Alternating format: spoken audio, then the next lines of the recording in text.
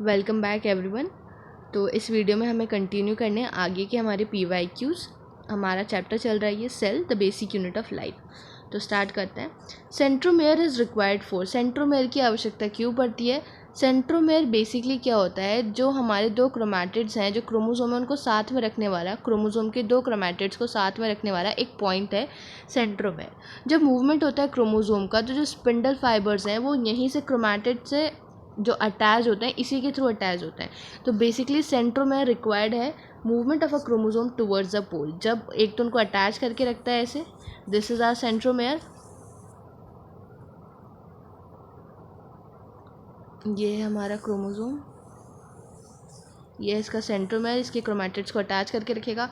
और जब इसे सेल डिवीजन होगा तो यहाँ पे हमारा जो स्पिंडल फाइबर्स निकलेंगे वो ऐसे जाके अटैच करेंगे इधर। तो क्या कराता है, फिर जब आगे मूवमेंट होगा, एनाफेज वगैरह आएंगी तो ये जो हमारे क्रोमैटिड्स हैं, जो क्रोमोसोम है, उसका मूवमेंट कराते हैं टुवर्ड्स पोल। तो movement of chromosome towards the pole इसका आंसर हो जाएगा। इसका आंसर बन जाएगा हमारा ए ऑप्शन। नेक्स्ट है the main organelle involve in modification outing of newly synthesize proteins to their destination. कौन करेगा ये मॉडिफिकेशन,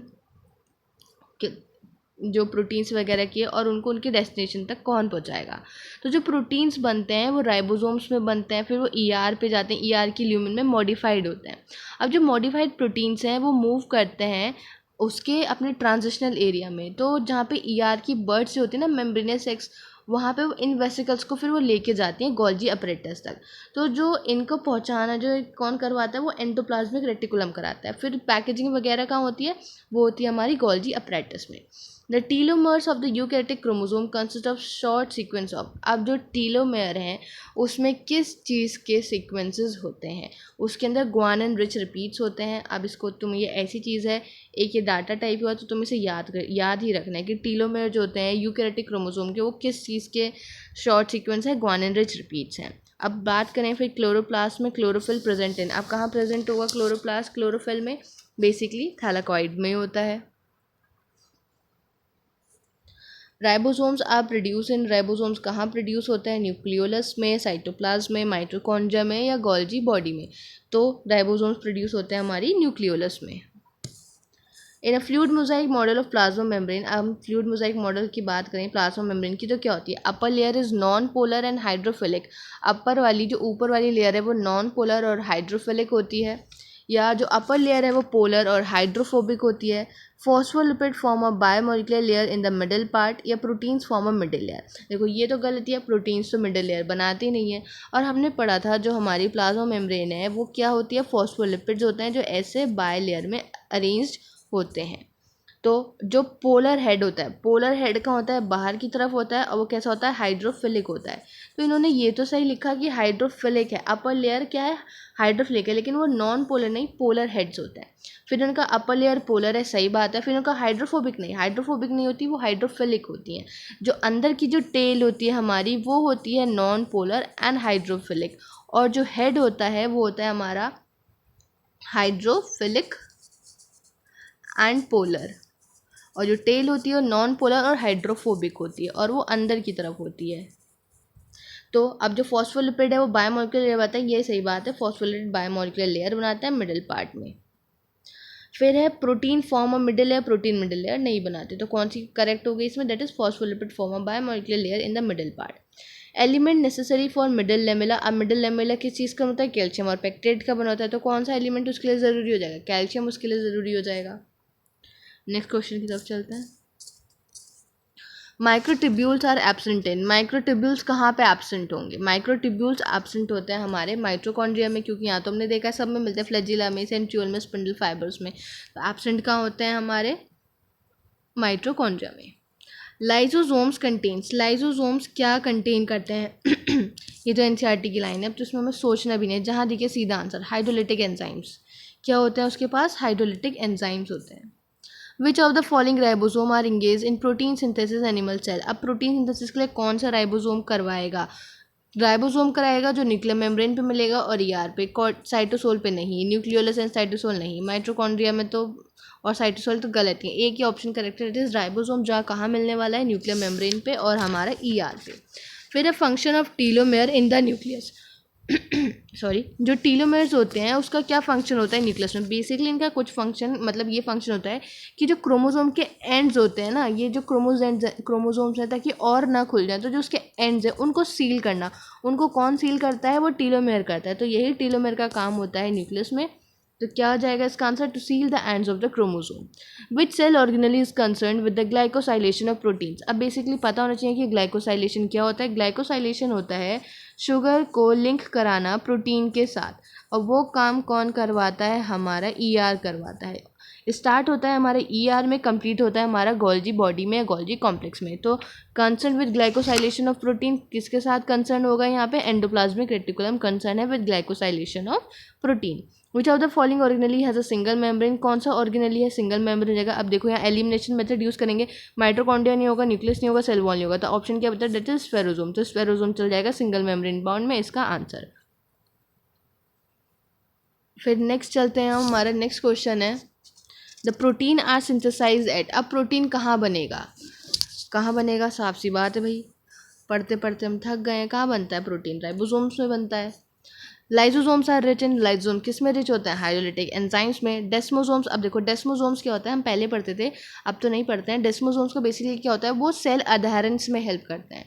अब क्या होता है, ये जो होते हैं बेसिकली इनका काम है कि जो डेस्मोसोम्स है ना, वो ऐसा काम करते हैं कि वो जो सेल्स हैं उनको आपस में चिपका के, फर्मली टुगेदर आपस में चिपका के रखेगा। तो ये काम होता है डेस्मोसोम्स का, इसलिए इसका ऑप्शन बनेगा cell adherence. Which of the following organelle contain enzyme that have the digestive action? अब इस ऑर्गेनली में से किसके पास एंजाइम मिलेगा जिसका इसमें क्या एक्शन हो? डाइजेस्टिव एक्शन हो। तो हमें पता है वो लाइजोसोम्स हैं। In mitochondria crista act as a site for, mitochondria में क्रिस्टा क्या काम करती है? ऑक्सीडेशन रिडक्शन रिएक्शन का काम करवाती है। क्योंकि हमने पढ़ा है उस पर जो मेम्ब्रेन थी अंदर, वहाँ काम मिल रहे थे इनर मेम्ब्रेन पे, वहाँ पे एंजाइम्स मिलते हैं। और क्रिस्टा भी कैसे बनती है? इनर मेम्ब्रेन की ऐसे इनफोल्डिंग्स होती हैं जैसे क्रिस्टा बनती है। तो वो किससे एसोसिएटेड होगी? ये हमारा माइट्रोकॉन्ड्रिया का स्ट्रक्चर था, या आउटर मेम्ब्रेन, ये फिर उसकी इनर मेम्ब्रेन। तो ऑक्सीडेशन रिडक्शन रिएक्शन क्या होता है? वो करवाती है हमारी क्रिस्टा। बेसिकली जो रेस्पिरेटरी एंजाइम्स होते हैं ना, वो इनर मेम्ब्रेन पे लोकेटेड होते हैं, क्रिस्टा पे। तो वहाँ पे बहुत सारे प्रोटीन्स वगैरह सब होते हैं जो ऑक्सीडेशन रिडक्शन करवाते हैं सारा, और अलग अलग कॉम्प्लेक्स वगैरह भी सब देखे जाते हैं। फिर चलते हैं सेंट्रोमेयर। सेंट्रोमेयर किसके लिए आवश्यक है? सेंट्रोमेयर किसके लिए आवश्यक होता है हमें? अब देखो जो सेंट्रोमेयर कहाँ मिलता है, ये है सेंट्रोमेयर, ये दो क्रोमैटिड्स को होल्ड करके रखता है। अब जब सेल डिवीजन चल रहा होता है तो यहाँ हमारे सेंट्रियोल ऐसे होते हैं, तो जो स्पिंडल फाइबर्स बनते हैं ना, वो इसी पे आके अटैच होते हैं हमारे सेंट्रोमेयर पे, दोनों साइड से। अब वो इनका मूवमेंट कराएंगे जब हमारी आगे एनाफेज आएगी, मेटाफेज आएगी, ये इक्वेटर पे अलाइन होंगे, तो ये जो मूवमेंट होगा कौन करवाएगा? जो ये इनका सेपरेशन होगा, फिर उसके बाद जो मूवमेंट होगा, इन्हीं की वजह से हो पाता है। तो क्या हेल्प करते हैं? Centromere required for the poleward movement of the chromosome, poles की तरफ उसको मूवमेंट कराने में सेंट्रोमेयर हेल्प करते हैं। नेक्स्ट क्वेश्चन की तरफ चलते हैं। Which of the following organelle is located near the nucleus and contain a collection of flattened membrane bound cisternae? अब इसने कहा कौन सा ऑर्गेनली है जो नियर द न्यूक्लियस, न्यूक्लियस के पास लोकेटेड होगा, और उसके पास क्या मिलेंगे? फ्लैटेंड मेम्ब्रेन बाउंड सिस्टर्नीज मिलेंगी। अब हमें पता है फ्लैटेंड मेम्ब्रेन बाउंड सिस्टर्नी किसका फीचर है? गोल्जी अपरेटस का। तो कौन मिलने वाला है? गोल्जी अपरेटस ही मिलेगा। In the inner membrane of mitochondria is usually highly convoluted forming a series of infolding known as, अभी मैंने डायग्राम से समझाया था क्या बनती हैं इनर मेम्ब्रेन की इनफोल्डिंग से? क्रिस्टाई। Beside giving out secretory vesicle, the Golgi apparatus is also connected with the formation of, वहाँ पे secretory vesicles, ये हमारे ऐसे Golgi body होता है, ऐसे उसकी सिक्रेटरी वेसिकल्स बनती हैं। उसके अलावा और क्या बनते हैं? वो लाइजोसोम्स बनाती है। तो इसका आंसर जाएगा lysosomes. Active and passive transport across the cell membrane differ in, अब जो एक्टिव पैसिव ट्रांसपोर्ट है वो कैसे डिफर करता है एक दूसरे से? जो पैसिव ट्रांसपोर्ट होता है वो कंसंट्रेशन ग्रेडियंट के अक्रॉस चलता है, वहीं पर जो एक्टिव ट्रांसपोर्ट होता है वो कंसंट्रेशन ग्रेडियंट के अगेंस्ट चलता है। तो कैसे डिफर करेगा? पैसिव ट्रांसपोर्ट नॉन सेलेक्टिव है, passive transport along the concentration gradient, while the active transport is due to metabolic energy. तो इसका आंसर क्या है? यही है कि वो कंसंट्रेशन ग्रेडियंट के अगेंस्ट जाता है एक्टिव वाला, इसलिए उसको करवाने के लिए हमें एनर्जी की आवश्यकता पड़ती है, और पैसिव वाला अकॉर्डिंग टू कंसंट्रेशन ग्रेडियंट चलता है। Balbiani rings puff are the sides of, अब देखो अब जो हम ये अलग अलग पहले पढ़ते थे polytene chromosomes and lampbrush chromosome, अब ये सब कुछ नहीं पढ़ाया जाता है, एक्स्ट्रा में आता है। तो बेसिकली उसी में बाल्बियानी रिंग्स मिलते थे, तो वो वहाँ पे क्या होती थी? आरएनए और प्रोटीन सिंथेसिस करवाते थे। In plant cell peroxisomes are associated with. अब प्लांट सेल्स में हमने माइक्रोबॉडीज़ पढ़ी थी जो दोनों में मिलती थी, वहीं पे हम उसमें टाइप होते हैं तो उसमें क्या मिलता है, पेरोक्सीसोम्स मिलता है। तो पेरोक्सीसोम्स जो होता है फोटो रेस्पिरेशन से एसोसिएटेड होता है। तो पेरोक्सीसोम्स क्या कराते हैं, फोटो रेस्पिरेशन कराते हैं। और बेसिकली जो पेरोक्सीसोम्स है ना वो सिर्फ C3 प्लांट्स में मिलते हैं, क्योंकि हमने ये पढ़ा है, मतलब कुछ लोग जो पढ़ चुके हैं, जो रिपीटर्स उन्हें पता होगा, जो फोटो रेस्पिरेशन होता है सिर्फ C3 प्लांट से मिलता है और एक वेस्टफुल प्रोसेस है। और जो तो पेरोक्सीसोम्स हैं वो फोटो रेस्पिरेशन से ये एसोसिएटेड हैं, तो पेरोक्सीसोम्स में सिर्फ C3 प्लांट्स में मिलने वाले हैं। Membranous bag with hydrolytic enzyme which is used for controlling intracellular digestion and then macromolecule। अब क्या दिख गया, हाइड्रोलिटिक एंजाइम दिख गया। हाइड्रोलिटिक एंजाइम किस में मिलने वाला है हमको, लाइसोसोम्स में मिलेगा। Golgi apparatus is absent in. Golgi apparatus कहाँ पे एब्सेंट होगा, गोल्गी अपरेटस कहाँ होगा, bacteria and blue green algae में, क्योंकि क्या है, एक ऑर्गेनेल है और जो प्रोकैरियोट्स है वो बैक्टीरिया है और उसमें वो सब कुछ नहीं मिलता है एक्सेप्ट राइबोसोम्स। सेल और recognition and adhesion occur due to biochemical of the cell membrane need. अब जो सेल का रिकॉग्नाइजेशन है, सेल का अडेरेंस है, वो किस बायोकेमिकल की वजह से होता है, जो मेम्ब्रेन्स पे मिलता है। बेसिकली वो होते हैं हमारे ग्लाइकोप्रोटीन्स एंड ग्लाइकोलिपिड्स। जो ग्लाइकोप्रोटीन्स और ग्लाइकोलिपिड्स हैं ये क्यों बन रहे हैं, छोटे छोटे स्मॉल कार्बोहाइड्रेट के मॉलिक्यूल्स हैं, और इसी की प्रॉपर्टी की वजह से ये क्या करवाते हैं, सेल रिकॉग्नाइजेशन और एडेशन कराते हैं, इन्हीं की वजह से, ग्लाइकोप्रोटीन्स और ग्लाइकोलिपिड्स की इनकी प्रॉपर्टी है। अब फिर से आगे वही, in salivary gland chromosome polytene chromosome pairing is polytene chromosome. अभी मैंने बताया था पॉलीटीन क्रोमोसोम और लैम्ब्रश क्रोमोसोम। जो पॉलीटीन क्रोमोसोम्स थे हमारे, बेसिकली वो मिलते थे सेलेवरी ग्लैंड में, और सेलेवरी ग्लैंड में भी वो कैसे बनते थे, वो होमोलोगस क्रोमोसोम्स की वजह से बनते थे। दो होमोलोगस क्रोमोसोम्स होते थे, उनके बीच में पेयरिंग हो जाती थी, जिसकी वजह से उनका जो नंबर होता था वो हाफ लगता था, नॉर्मल सोमैटिक सेल्स का हाफ लगता था। तो इसीलिए इन्हें पॉलीटीन क्रोमोसोम्स भी कहा जाता था, और ये सेलेवरी ग्लैंड में मिलते थे। और कैसे बनते थे, जब होमोलोगस के बीच में पेयरिंग होती थी। नेक्स्ट क्वेश्चन की तरफ चलते हैं। All type of plastid possess essentially the same structure because they. जितने भी प्लास्टिड हैं उनके पास क्या होता है, सेम स्ट्रक्चर होता है, क्योंकि उनका क्या है, कॉमन ओरिजिन है, और एक प्लास्टिड दूसरे प्लास्टिड में चेंज हो सकता है। तो क्या होगा इसका आंसर, ऑप्शंस पढ़ते हैं। परफॉर्म द सेम फंक्शन तो नहीं परफॉर्म करते, कोई अलग करता है, क्योंकि एक क्लोरोप्लास्ट है, एक क्रोमोप्लास्ट, ये ल्यूकोप्लास्ट, ये सब क्या है, अलग अलग हैं, और ये फंक्शंस अलग अलग परफॉर्म करते हैं। Store food material like starch fat and protein store करते हैं, लेकिन अलग अलग प्लास्टिड करता है। अकर इन एरियल पार्ट्स में मिलते हैं, नहीं एरियल पार्ट्स में नहीं मिलते। Can transform from one form to another, एक से दूसरे फॉर्म में ट्रांसफॉर्म हो सकते हैं। अब जो एक्सपेरिमेंट किया था एसिटाब्यूलेरिया हैमरलिंग पे, अब ये भी काफ़ी पुराना क्वेश्चन है, चाहो तो इसको स्किप कर सकते हो, लेकिन फिर मैं बता देती हूँ। ये एक्सपेरिमेंट हुआ था ये प्रूव करने के लिए कि न्यूक्लियस का क्या रोल होता है हेरिडिटी में। विच वन इज़ अ एपेटो रेटिक्लोर, ये भी बहुत पुराना क्वेश्चन है, ऐसा कुछ ज़रूरी नहीं है। जो एपेटो रेटिक्लोर है बेसिकली वो गोल्जी अपरेटस के लिए यूज़ किया जाता है। एन आउटर कवरिंग, तो ये चाहो तो याद रख सकते हो, अगर इन केस कभी पूछ ले तो एपेटो रेटिकुलर गोल्जी अपरेटस के लिए कहा जाता है। An outer covering membrane is absent over, जो आउटर कवरिंग है मेम्ब्रेन की कहाँ पे एब्सेंट मिलने वाली है, न्यूक्लियोलस में मिलेगी, माइटोकॉन्ड्रिया में मिलेगी, लाइसोसोम में मिलेगी, या प्लास्टिड में मिलेगी।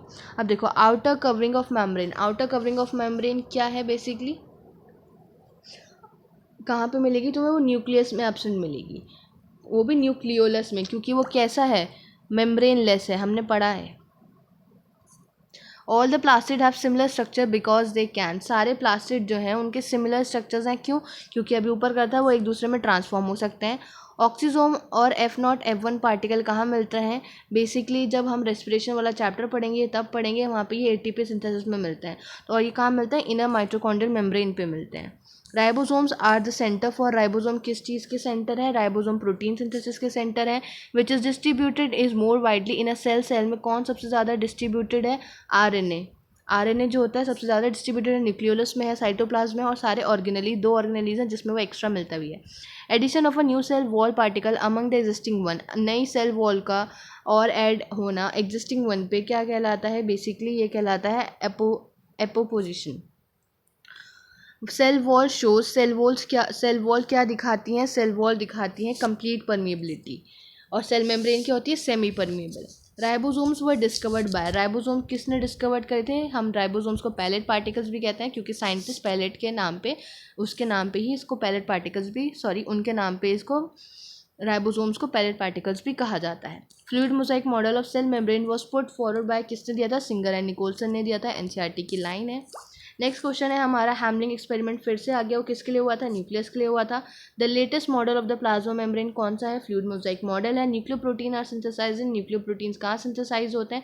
न्यूक्लियोप्रोटीन साइटोप्लाज्म में सिंथेसाइज होते हैं। बेसिकली न्यूक्लियोप्रोटीन जो कंपाउंड्स हैं जो लिविंग सेल्स में पाए जाते हैं, उनके पास न्यूक्लिक एसिड होता है, प्रोटीन्स होता है, और ये साइटोप्लाज्म में ही बनते हैं, सिंथेसाइज होते हैं। पॉलीराइबोसोम्स आर एग्रीगेट, ये मैंने बताया, पॉलीजोम या एग्रोसोम कहा जाता है जब एक सिंगल जब उसमें बहुत सारे राइबोसोम्स आके लग जाएं। तो several ribosomes held together by the string of mRNA is known as polyribosome और ergosome. According to fluid mosaic model के अगर हिसाब से चलें तो प्लाज्मा मेम्ब्रेन किस किस चीज़ की बनी हुई होती है? प्लाज्मा मेम्ब्रेन बनी होती है फॉस्फोलिपिड की, extrinsic protein and the intrinsic proteins. अब जो एसिटाबुलेरिया यूज़ होता है हैमलिंग, फिर से वही आ गया, वो किस चीज़ के लिए हुआ था और कहाँ पे हुआ था? अब बेसिकली जो एसिटाबुलेरिया है वो जो उसको यूज़ किया गया था वो एक यूनिन्यूक्लियेट ग्रीन एल्गी थी, यूनिसेलुलर ग्रीन एल्गी। तो इसका आंसर जाएगा that is unicellular uninucleate green algae, एक सेल की बनी हुई और एक ही nucleus green algae, Acetabularia. Plasma membrane is made up of, plasma membrane किस चीज़ की बनी होती है? प्रोटीन, लिपिड्स एंड कार्बोहाइड्रेट्स की बनी होती है हमारी प्लाज्मा मेम्ब्रेन। यहाँ पे हमारा ये चैप्टर पूरा कंप्लीट हो गया, हमने इसको विद PYQs भी सॉल्व कर लिया। अब नेक्स्ट वीडियो में हम मिलेंगे हमारे इकोलॉजी वाली यूनिट का दूसरे चैप्टर से कंटिन्यू करेंगे, क्योंकि हम ऐसे ही चल रहे हैं, एक चैप्टर 11th एक चैप्टर 12 दोनों यूनिट, ताकि हमारी दोनों क्लासेस कवर होती जाए और दोनों यूनिट भी। और ये बहुत इंपॉर्टेंट है कि वीडियो को हम पूरा देखें, क्योंकि कई चीज़ें, कई कॉन्सेप्ट ऐसे होते हैं जो स्टार्टिंग में भले ना समझ आए, लेकिन एंड तक आते आते वो चीज़ें क्लियर हो जाती हैं, क्योंकि चीज़ें इंटरकनेक्टेड होती हैं।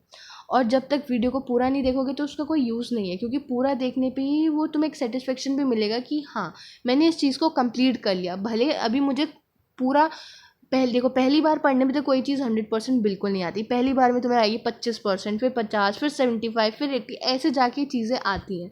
तो जितना तुम उसको पढ़ोगे, जितनी बार उसको देखोगे, रिकॉल करोगे, उतना ही तुम्हारे लिए फ़ायदेमंद है। इसलिए प्लीज़ वीडियो को पूरा देखना बहुत ज़रूरी है। जब तक पूरा नहीं देखोगे तो वो तुम्हें जो पूरा उसका प्रॉफिट है ना वो मिल नहीं पाएगा। तो इसी में तुम्हारा फ़ायदा है अगर तुम पूरा कंप्लीट करो, चीज़ें अच्छे से फॉलो करो। और हम मिलते हैं नेक्स्ट वीडियो में, तब तक के लिए कर लेना, अगर कोई डाउट आए तो मेंशन कर देना, I will try to solve it. तब तक के लिए thank you and bye bye.